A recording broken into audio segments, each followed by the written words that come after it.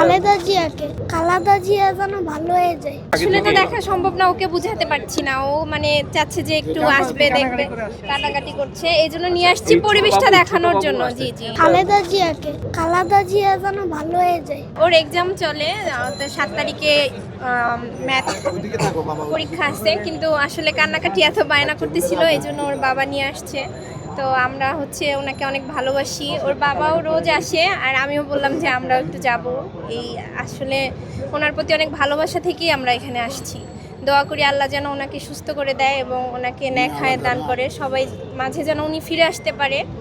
সবাই মিলে ওনার জন্য আমরা দোয়া করি যেন আমাদের ভালোবাসার মানুষ আমাদের কাছে ফিরে আসে।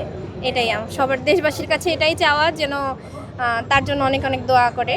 আমরা তো সবার দিকে দোয়া চাচ্ছি যেন বেগম খালেদা জিয়া সুস্থ হয়ে আবার আমাদের মাঝে ফিরে আসে। আমাদের দেশ নায়ক তারেক রহমানও যেন বাংলাদেশে ফিরে আসে। ওনার মার অসুস্থ, দেশবাসী সবার কাছে দোয়া চাচ্ছি উনি যেন ভালো হয়।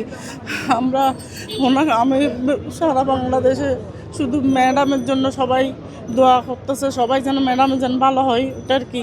আমার নেত্রী সুস্থ হয়ে আমাদের মাঝে আবার ফিরে আসুক, এটাই চাই।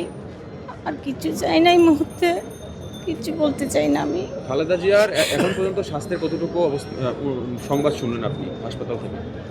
আমরা তো শুনতেছি খালেদা জিয়ার আগের চেয়ে একটু অবনতি হয়েছে বর্তমানে। এখন তো জানি না, শুনে চট্টগ্রাম থেকে আমরা আসছি।